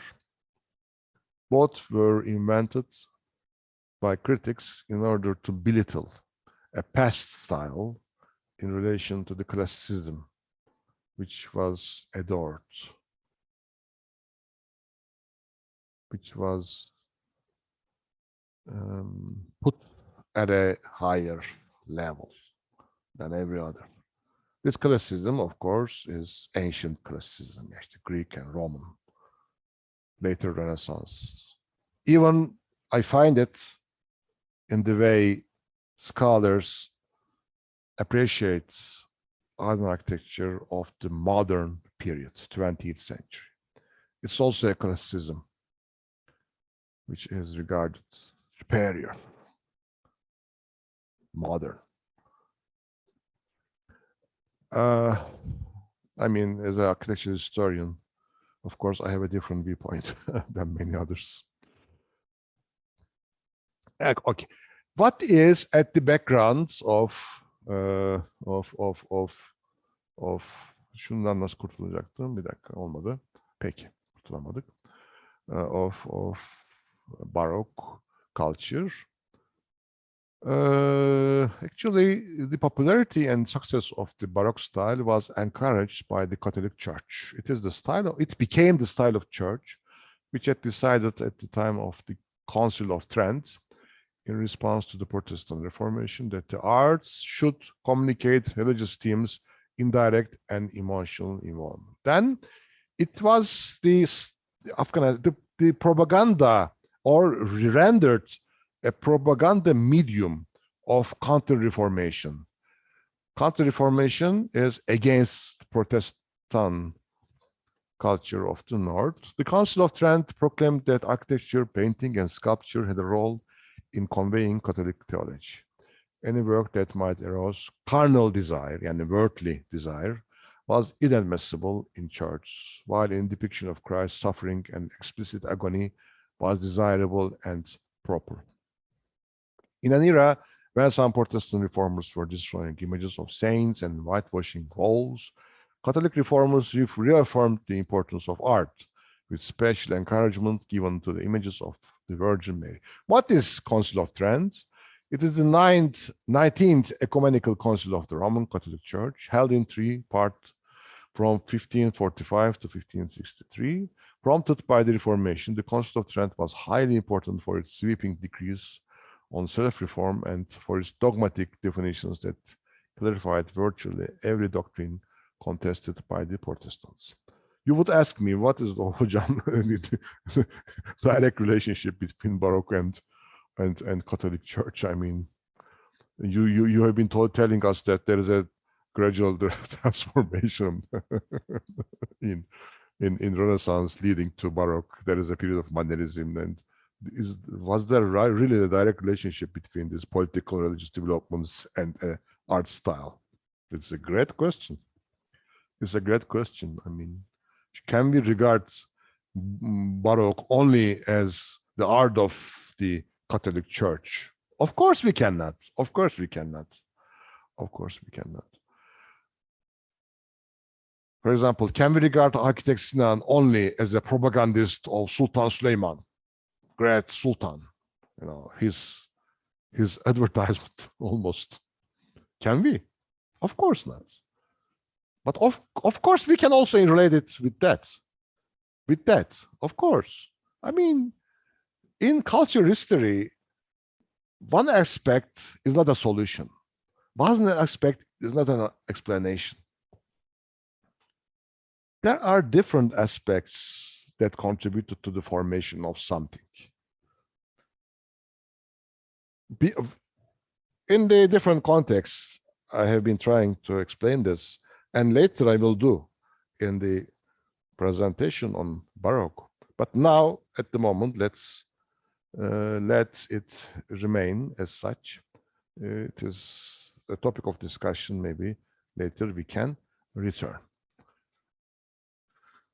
Counter-Reformation, also the Catholic Revival or Catholic Reformation, was the period of Catholic Revival beginning with the Council of Trent and ending at the close of the 30 Years' War at the middle of the 17th century. And then from the middle of the 16th to the middle of the 17th century, we have this period of Catholic Revival. And was initiated, Council of Trent, it began with the Council of Trent and finalized with wars, with 30-year war.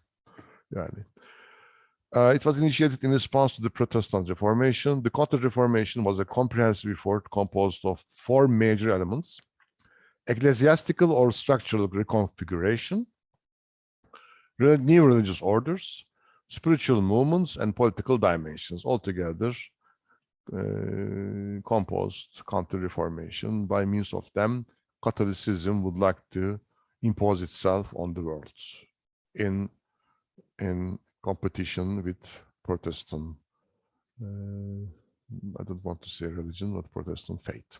Such reforms included the foundation of seminars or seminaries for the proper, and seminaries and educational facilities for the proper training of priests in the spiritual life. It also involved political activities that included the Roman Inquisition. One primary emphasis of the Counter-Reformation was a mission to reach parts of the world that had been colonized as predominantly Catholic and also tried to convert our areas such as Sweden and England that were at one time Roman Catholic. These countries aimed to be taken back and rendered again Catholic countries. They were partly converted to Protestantism. Actually, Inquisition, yani Engizisyon, we know as such in Turkish, was a tool in the hands of the Catholic Church, and Inquisition courts were organized in order to judge the fate of the non-Catholics. And in Spain, for example, mostly hidden Catholics, I mean, who were in reality Muslims or Jews, were persecuted and killed after Inquisition courts. Unfortunately, this happens. And Baroque art. The Catholic Church was a leading arts patron across much of Europe. The goal of much art in the Counter-Reformation, especially in the Rome of Bernini and the Flanders of Peter Paul Rubens, was to restore Catholicism's predominance and centrality. This was one of the drivers of the Baroque style that emerged across Europe in the late 16th century. In areas where Catholicism predominated, architecture and painting, and to a lesser extent music, reflected Counter-Reformation goals. There's a concentration in the Christian ideals in this age, and church spent enormous amounts of money in the construction of new monasteries, new churches in towns, urban development programs, and so forth. And artists, architects were given tasks to contribute with their arts and architecture to this Counter-Reformation ideals and also propaganda against Protestantism. This is a fact. This is a fact. Can we relate whatever Baroque style directly with this? No, we cannot. But Baroque style employed by the popes in order to use it as a medium of propaganda. We have 5 more minutes. Buldum onu. Okay. 6th to 5th. Now is the symbol of this age. Another pope at the end of the 16th century. He hired Domenico Fontana to reshape Rome of medieval times. And he would like to create a new pilgrimage center, yani Haç Merkezi, in introducing great avenues between the main churches, like Santa Maria Maggiore, Santa Croce, San Lorenzo, linking them with streets, radiating streets, connecting the major churches and shrines in Rome by roads, not only benefited pilgrims, but it also reflected the papacy's desire to show the city's resilience during the Counter-Reformation. In doing so, Sixtus aimed to make the entire city a shrine. From the single church to the city then, they regarded habitation a shrine. This is a fact. Like the mosques on the hills of Istanbul, we have now great churches reconstructed partly and avenues opened combining these churches. One is here from Piazza Popolo to the center of Rome. Another one here, another one. I will be showing you them. There is, I credit this slide for you. Piazza Popolo, a street leads you to Santa Maria Maggiore at the middle, Santa Croce at the end. If you turn right at this point, you reach to San Giovanni in Laterano. If you turn right at this stage, you reach to Santa Agnese. If you turn, left, Santa Agnese, right, Sant'Andrea al Quirinale, a Baroque church here. San Giovanni is a Byzantine medieval church reconstructed. Santa Maria Maggiore as well. And many other church accessible by means of this avenue. Actually, planning of Rome in the 17th century is after the organization of the church. Evet. The main thoroughfare is this one, leading from Piazza Popolo to Santa Croce.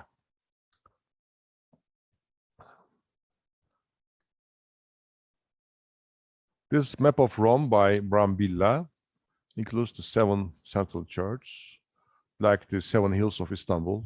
There in Rome were 7 great churches. This is the reason why Rome and Istanbul are compared in terms of the topography and building complexes. One is a Christian city, the other is a Muslim city. Pilgrims would follow these routes, these avenues to reach those great churches during pilgrimages. Then Rome turned out to be a great papal city, a capital city, with its great Baroque church. Evet.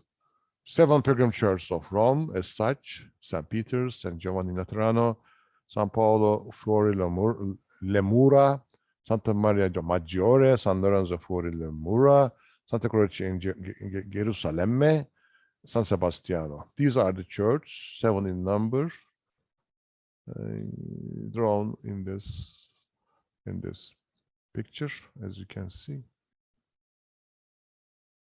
which are the major Baroque churches. Majority of them are reconstructed, except maybe St. Peter's, and as I told you, San Andrea al Quirinale, and a few others. They are old basilicas reconstructed. Okay, this is the end of today's lecture. I hope you enjoyed.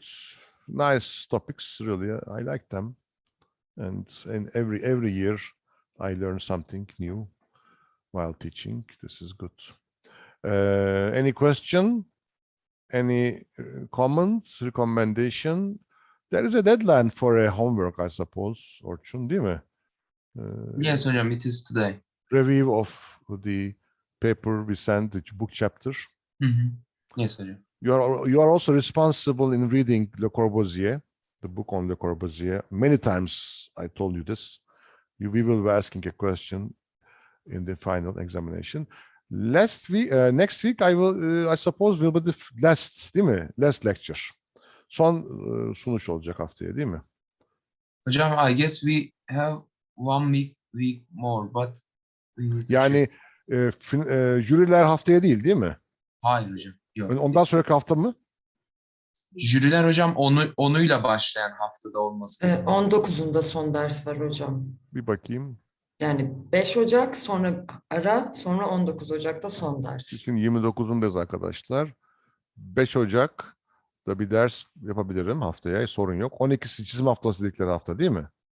Evet. 12'sinde de Ondan ben sonraki haftaya bir ders koymuşuz. 19'unda olmayacak ders. Zaten onu ben hallettim şimdi artık. O programda bir sorun yok.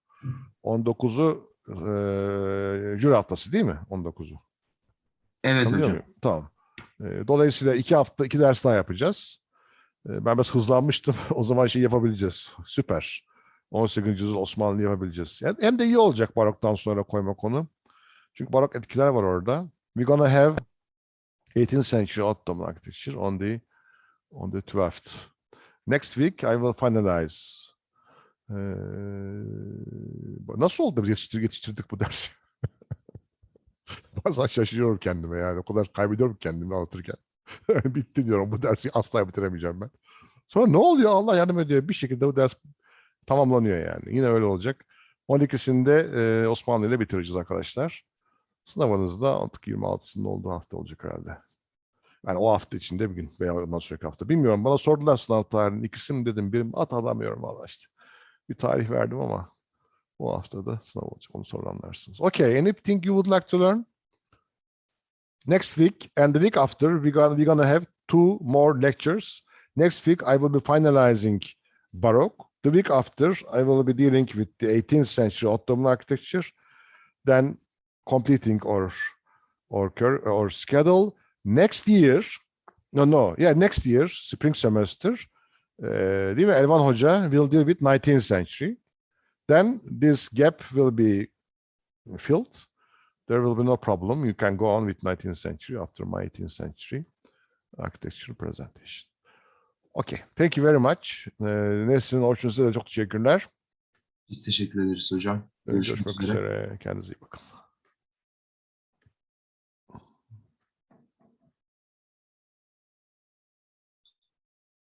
Görüşürüz Orçun. Görüşürüz arkadaşlar. Görüşürüz hocam. Görüşürüz arkadaşlar.